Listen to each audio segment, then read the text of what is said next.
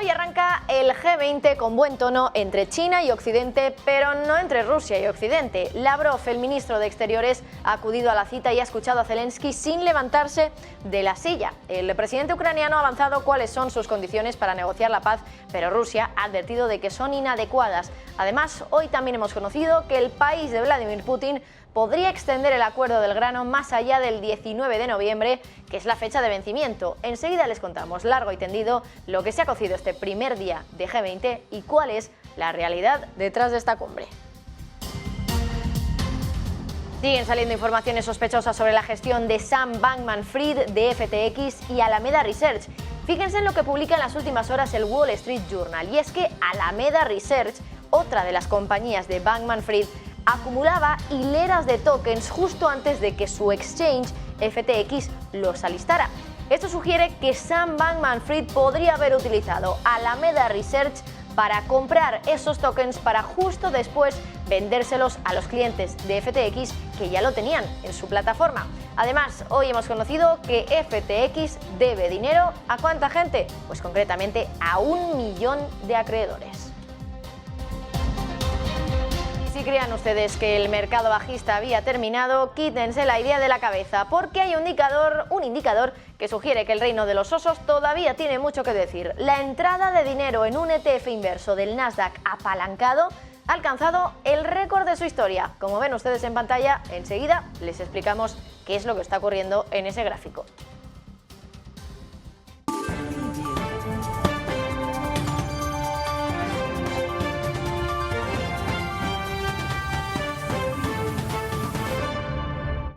Muy buenas tardes, arranca la reunión del G20, el grupo de los 20 países que acumulan ni más ni menos que el 80% del PIB de todo el mundo y el 60% de la población, un G20 en un momento clave para las relaciones entre varios países. China y Estados Unidos, China y Europa, Europa y Rusia, Estados Unidos y Rusia, Reino Unido y Arabia Saudí. Y aunque por el momento parece que Occidente y China están intentando llevarse bien, Rusia sigue en su línea y se mantiene férrea en su posición contra Ucrania y contra Estados Unidos. Por el momento, los 20 países están preparando una declaración conjunta para condenar la guerra en Ucrania, pero Rusia no está por la labor de llamarlo guerra. Olaf Scholz ha dicho a los periodistas que cada vez hay un consenso mayor entre los líderes del G20 de que la guerra rusa contra Ucrania no puede ser aceptada. El canciller alemán también ha dicho que la declaración conjunta va a hacer mención al uso de armas nucleares y que va a dejar claro que eso no es una opción.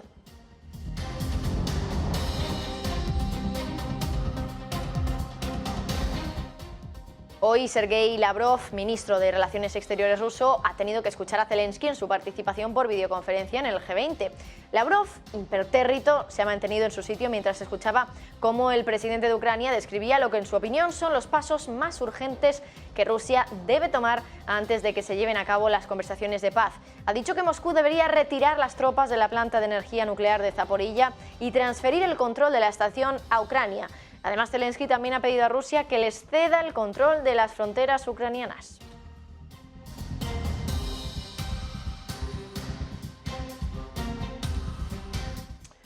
Lavrov, que por cierto ha acudido de forma presencial a la reunión tras las informaciones que ayer apuntaban a que había sido trasladado al hospital, no ha tardado tiempo en contestar a Zelensky. El ministro de Exteriores ruso ha dicho que las demandas de Zelensky son inadecuadas y que su discurso deduce que no escucha ningún consejo de Occidente sobre las negociaciones con Rusia, se refiere a Zelensky. Así Lavrov continúa en la línea de que Rusia quiere negociar, pero que Ucrania no está por la labor. De hecho, hoy el Kremlin ha sugerido que las declaraciones de Zelensky de que no va a haber acuerdos Minsk III de paz confirman que Kiev no quiere negociar.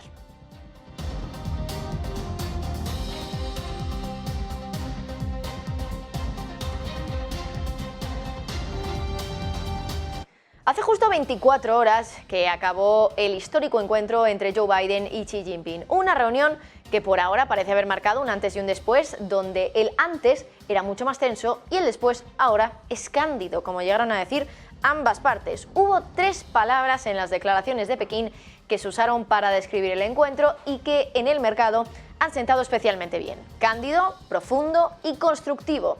Y es que este último término siempre es utilizado por China para sugerir un desarrollo positivo. Por ejemplo, sin ir más lejos, comparemos el lenguaje de Pekín tras las conversaciones telefónicas que tuvieron Xi Jinping y Biden en julio, días antes de que Nancy Pelosi viajara a Taiwán y fuera considerado un movimiento de amenaza para China. Entonces, en el comunicado de Pekín no había ni rastro de una descripción como la que hemos visto ahora. Además, el comunicado de julio del gobierno chino era escueto, concretamente tenía solo 911 caracteres chinos. Sin embargo, el de ayer tiene más de 2.800, aunque muchas veces lo que de verdad habla por sí solo es lo que no está ahí. En este caso, lo que falta es un lenguaje más agresivo por parte de Pekín en torno a la principal línea roja que tiene China, que es Taiwán. En julio, Xi Jinping advirtió a Biden que quien juega con fuego se quema, un lenguaje agresivo que sin duda no está en el comunicado de ayer de China.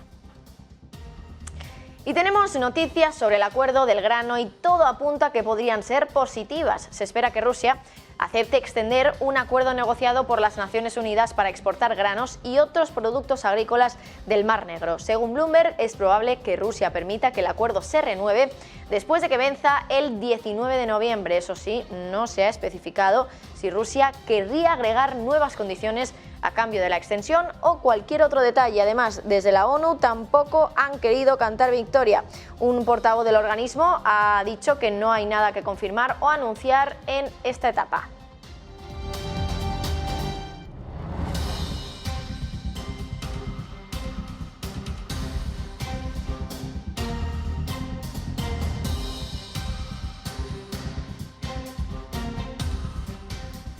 Enseguida, pues hacemos una entrevista para profundizar un poquito más en cuál es la realidad detrás de ese G20 que parece que ahora pues es bastante colaborativo, sobre todo entre China y Occidente. Enseguida hablamos de todos esos asuntos, de los encuentros que ha habido dentro de esta cumbre por el momento, en su primer día de celebración.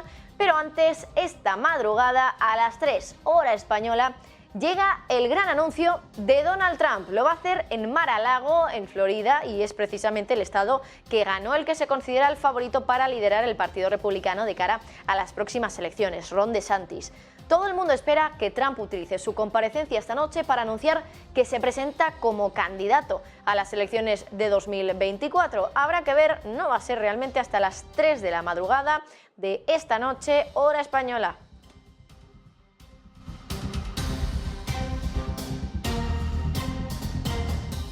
Sin embargo, al expresidente de los Estados Unidos le ha salido un gran enemigo que no está de acuerdo con que vuelva a presentarse como candidato. Su enemigo es Ken Griffin, el multimillonario jefe del hedge fund Citadel. Griffin es el segundo mayor donante del Partido Republicano y ahora además también es un gran enemigo del regreso de Donald Trump. El millonario lo ha calificado a Trump como un triple perdedor y ha dicho que espera que el expresidente esté sintiéndolo así. No contento con eso, Griffin ha dicho que espera que Trump no se vuelva a presentar a las elecciones y lo ha dicho en el New Economic Forum organizado por Bloomberg en Singapur. Escuchen las duras palabras de Ken Griffin hacia Donald Trump. Now, I really do hope that President Trump sees the writing on the wall. He lost in 2020. We lost Georgia because of his behavior in the Senate race in 2020. That's a second loss. And then this year, the Republicans lost the Senate because the Trump-backed candidates in the Senate races were rejected by American voters. That's a three-time loser. And I'd like to think that the Republican Party is ready to move on from somebody who's been, for this party, a three-time loser. Y continúan saliendo informaciones sospechosas sobre la gestión de Sam Bankman-Fried de FTX y Alameda Research, sus dos empresas. Fíjense lo que hoy publica el Wall Street Journal, y es que Alameda Research, otra de las compañías de Bankman-Fried, acumulaba hileras de tokens de criptomonedas justo antes de que su exchange FTX los alistara para vendérselo a sus clientes. Así se desprende de los datos de la cadena de bloques que ha publicado la firma de análisis Argus. Pero, ¿por qué les estamos contando esto? ¿Por qué es relevante? Bueno, pues porque Sam Bankman-Fried podría haber utilizado Alameda Research para comprar esos tokens para justo después vendérselos a los clientes de FTX que ya ahora lo tenían en su plataforma. Por el momento esto no se ha probado, pero que Alameda Research comprara los tokens justo antes de que FTX los alistara está levantando desde luego muchas sospechas. Por ejemplo, hay datos que muestran que entre principios de 2021 y marzo de este año, los días que FTX decía que iba a alistar tokens, Alameda ya tenía criptomonedas por un valor de aproximadamente 60 millones de dólares combinados en 18 monedas vinculadas a la cadena de bloques de Ethereum.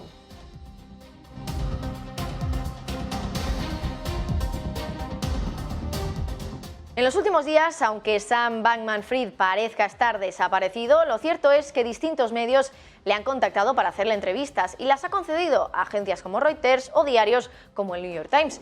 Y si hay algo curioso en algunas de esas entrevistas es la falta de mención a palabras clave como fraude, mientras sí que se habla de cuestiones algo más frívolas como el reconocimiento de Bankman de que, al contrario de lo que pudiera parecer, sí que está consiguiendo descansar, dormir algo en esta situación. Lo curioso de la cuestión es que estas entrevistas se han realizado con medios con tinte demócrata y Bankman-Fried era el segundo mayor donante del partido de Joe Biden después del famoso George Soros. Gabriel Montalto ha estado leyendo algunos de estos artículos con las entrevistas de Sam Bankman-Fried. Cuéntanos. El otro día salió un tuit por parte de Elon Musk en donde decía que no le sorprendería que al CEO de FTX al final no le sucediera nada.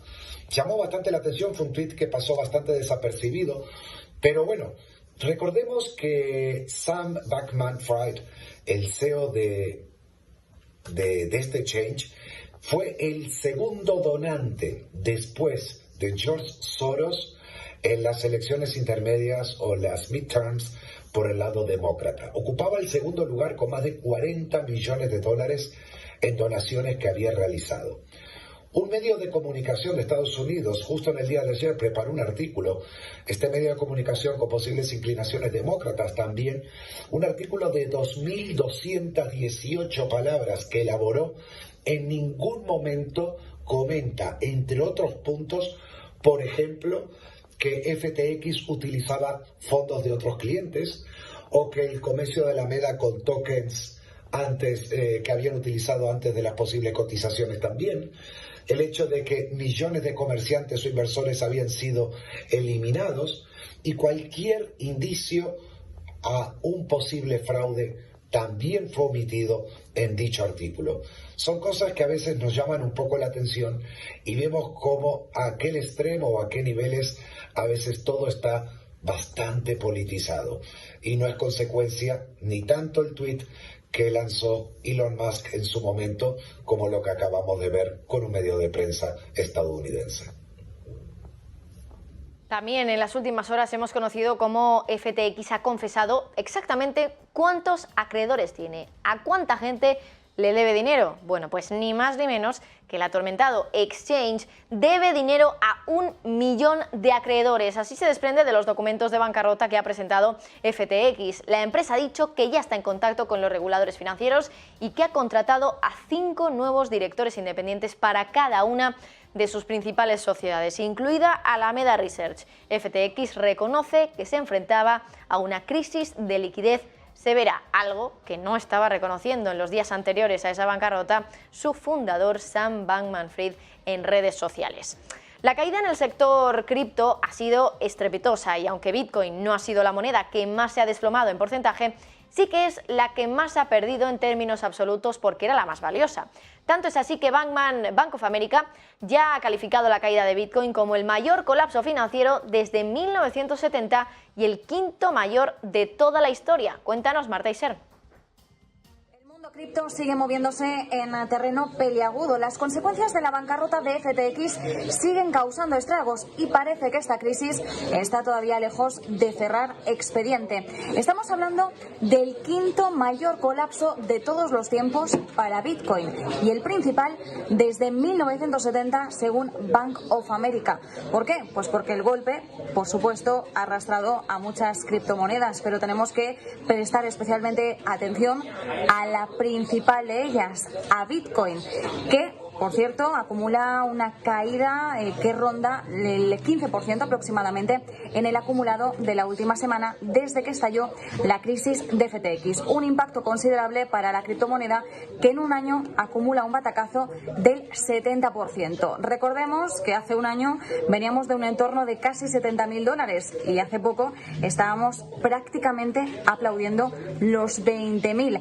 La capitalización del mercado cripto se ha reducido en más de $2 billones hasta 900.000 millones.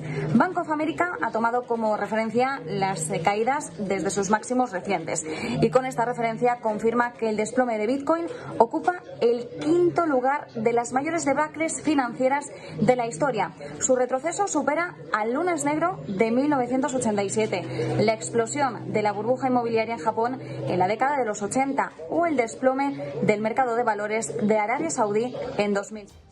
Bueno, pues desde luego que el escándalo de FTX y también lo que ha provocado en el mundo de las criptomonedas sigue estando de actualidad y por eso se lo contamos aquí en el informativo de Negocios Televisión. Vamos a hacer una pequeña pausa, pero enseguida volvemos con ese análisis pormenorizado de la realidad que hay detrás de, bueno, pues ese buen ambiente que parece cocerse en la cumbre del G20. Va a ser enseguida, antes una breve pausa publicitaria. El G20 ha comenzado ya y no sabemos si realmente es todo tan bonito como parecían pintarlo Xi Jinping y Joe Biden tras su reunión de ayer, una reunión de 3 horas y de la que ambos parecieron salir bastante contentos y bastante concienciados en que no podían tener un enfrentamiento, pero en el día de hoy ya ha comenzado esa cumbre del G20 y ya hemos tenido otros encuentros bilaterales, por ejemplo, encuentros entre Macron y Xi Jinping, entre Erdogan y Biden, muchos encuentros desde luego donde Rusia de nuevo pues ha puesto el punto sobre la I un poquito más agresivo que quizá el tono que estamos viendo generalmente en la cumbre del G20. Para analizar realmente lo que hay detrás de esa cumbre, vamos a hablar en los próximos minutos con Pedro Mourinho, que es founder y CEO de Iberatlantic Global Corporation y experto también en macroeconomía y geoestrategia. Pedro, muy buenas. Hola, muy buenas tardes. Bueno, Pedro, en primer lugar quería hacerte la pregunta que ya había planteado un poco así en general, ¿no? ¿Es todo tan bonito en la cumbre del G20 como parece, sobre todo después de que ayer Xi Jinping y Biden hablaran, que pareciera pues un poco por ambos comunicados que estaban bastante a gusto con lo que habían hablado y lo que habían acordado, después de que hoy China, por ejemplo, haya vuelto a mostrarse contraria a la guerra en Ucrania? Parece que China y Occidente están en buenos términos. No sé si tanto Rusia con Occidente, eso no lo parece, pero ¿cuál es la realidad que tú percibes que hay detrás de esta cumbre del G20 que se está celebrando ahora mismo en Indonesia? Yo creo que desgraciadamente hay grandes desafíos globales y por lo tanto no es esta luna de miel que aparentemente hubo ayer en Bali, en Indonesia. Quizás ese ambiente tropical invitó a dar la sensación de que se encontraban en luna de miel, pero no es así. Es decir, aquí en este tipo de reuniones siempre hay dos elementos muy importantes: el fondo y las formas. Las formas efectivamente han sido mejores de las que estaban siendo las últimas semanas, especialmente desde el viaje de Nancy Pelosi, de la presidenta del Congreso de los Estados Unidos, a Taiwán, que fue un punto de inflexión en el mal momento de las relaciones entre Estados Unidos y China, especialmente desde el punto de vista bilateral. Pero aunque las formas ayer fueron mucho mejores y digamos que hubo un entendimiento desde ese punto de vista, los grandes problemas de fondo estratégicos entre China y Estados Unidos de manera bilateral, el que he mencionado antes de Taiwán y otros a nivel más global, pues siguen separándonos y siguen enfrentando a las dos potencias. Luego, por otro lado, tenemos a Rusia, ¿no? Que, bueno, pues hoy hemos visto cómo Lavrov, quien está en representación de Rusia allí porque Vladimir Putin dicen que no ha podido ir, Lavrov ha estado hoy sentado, sin levantarse de la mesa cuando ha hablado Zelensky, y ha estado, bueno, ya esto en una interpretación un poco más allá, impertérrito, desde luego, a todo lo que decía Zelensky, ¿no? Exactamente, Pedro, ¿qué es lo que quiere conseguir Rusia de esta cumbre del G20?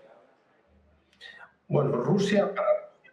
la participación en esta cumbre es importante porque en este contexto de la intervención militar en Ucrania y, por lo tanto, el conflicto en Ucrania, ha habido un intento por parte de especialmente las potencias occidentales de intentar aislar política y diplomáticamente a Rusia. Y hay una serie de foros donde esto ha sido evidente. especialmente los foros más de ámbito más regional, más europeos. Pero a nivel global la perspectiva ya cambia y el G20 como el principal foro a nivel internacional, donde no se encuentran solamente los países occidentales, sino también se reúnen los países emergentes que en muchos casos han apoyado o incluso han tenido una actitud poco beligerante con Rusia, pues para ellos era importante participar en Indonesia en esta cumbre. Y a diferencia de la reunión anterior de ministros de Asuntos Exteriores de hace unas semanas, donde él sí que se había ausentado y había sido enormemente criticado, yo creo que en estos casos ha demostrado mayor profesionalidad como diplomático con larga trayectoria que es el ministro de Asuntos Exteriores de Rusia y ha aguantado, digamos, pues un poco la escenografía o la puesta en escena, sobre todo de Zelensky con su discurso y sus diatribas contra Rusia. Y también finalmente hay que decirlo que desde hace algunos días o en las fechas más recientes se observa también en las formas una distensión en la crisis de Ucrania y por lo tanto también quizás este sea un paso más en ese sentido. Por último, Pedro, te quería preguntar por esa noticia que hoy teníamos en la agencia Bloomberg que decía que Rusia podía extender el acuerdo del grano más allá del vencimiento, que es el 19 de noviembre. Se decía que no se sabe si ¿va a haber alguna condición, algún tipo de condición por parte de Rusia a la hora de decidir si extiende este acuerdo? ¿Crees que Rusia podría tener unas en la manga para algo tan importante que es, como es este acuerdo del grano, que al final es vital para evitar que haya una crisis alimentaria? Pues el interés de Rusia es que tiene capacidad de exportar no solo granos, sino también fertilizantes. Es muy importante para ellos porque, aparte de generar pues una actividad económica importantísima para el conjunto de la Federación de Rusia, muchos de los países que son receptores tanto del grano ruso a través del Programa Mundial de Alimentos como los países que son receptores de los fertilizantes de Rusia son países que en lo diplomático se han alineado con la Federación de Rusia. Estoy hablando fundamentalmente en el programa de Naciones Unidas de los alimentos, los países africanos y en el caso de los fertilizantes, los países iberoamericanos o de Sudamérica. Por lo tanto, como aliados que son, ellos quieren cumplir con esos compromisos y el acuerdo del grano tiene esa doble vertiente. Por un lado, facilita las exportaciones ucranianas, pero también tiene que facilitar las exportaciones rusas de grano y de fertilizantes. Bueno, por cierto, también, Pedro, quería comentar algo que acabamos de recibir y es que Pedro Sánchez habría instado a Xi Jinping, el presidente chino, a emplear su influencia sobre Putin para poner fin a la guerra en Ucrania. A raíz de esta noticia te quería preguntar un poco qué pinta España en el conflicto que tiene ahora mismo Rusia con Ucrania y en la aportación que puede hacer China, porque Sánchez ha hablado con Xi Jinping, pero no sé si realmente va a significar algo. Bueno, yo creo que poca es nuestra influencia en este momento en el contexto de la geoestrategia o de la geopolítica mundial. Creo que tampoco tenemos gran capacidad de tener influencia en el presidente chino, en Xi Jinping, pero bueno, en todo caso, los buenos votos del presidente del gobierno para propiciar, en este caso, un entendimiento o un acuerdo de paz en Ucrania, bienvenidos sean. Pero creo que son más declaraciones de intenciones que realmente una capacidad diplomática acreditada o acreditable que tenga en este momento el presidente del gobierno y la propia diplomacia española. Mourinho, founder y CEO de Iberatlantic Global Corporation y experto en macroeconomía y geoestrategia, muchísimas gracias por este análisis de lo que hay detrás de una cumbre del G20 que, como decías, pues se ha planteado un poco como una luna de miel, desde luego, y que a lo mejor ha ayudado un poquito el clima tropical de Indonesia. Pedro, gracias. Un placer.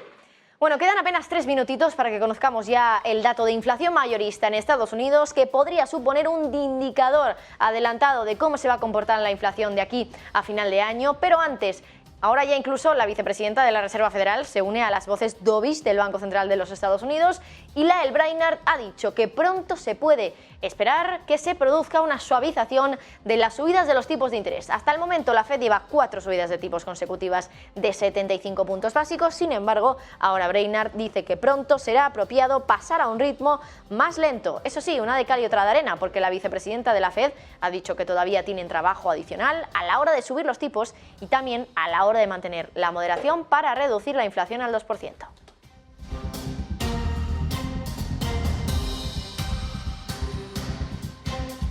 Y si creíamos que el mercado bajista había terminado por las subidas que veníamos viendo en Wall Street en los últimos días, quítense la idea de la cabeza, porque hay un indicador que sugiere que el reino de los osos todavía tiene mucho que decir. La entrada de dinero en un ETF inverso del Nasdaq apalancado ha alcanzado el récord de su historia. ¿Qué está pasando aquí y de qué estamos hablando, Javier del Valle? Los inversores son todavía un poco escépticos sobre si el rebote de las tecnológicas se mantendrá. Ya sabemos que durante la última semana hemos visto un rebote en la mayoría de mercados debido a un dato de inflación mejor de lo esperado, por debajo de esas expectativas esperadas. Ahora bien, tras ese rebote todavía son muchas las dudas que le quedan a los inversores, dudas sobre qué va a pasar con el ajuste de beneficios, qué va a pasar cuando todas estas subidas de tipos se vayan notando en la actividad económica, se vayan notando en los datos económicos, qué va a pasar con todos esos despidos que están llevando a cabo las grandes tecnológicas y que estamos compartiendo desde aquí, desde Negocios TV. Son muchas dudas para el inversor y es por eso que si miramos este gráfico todavía hay mucho inversor escéptico sobre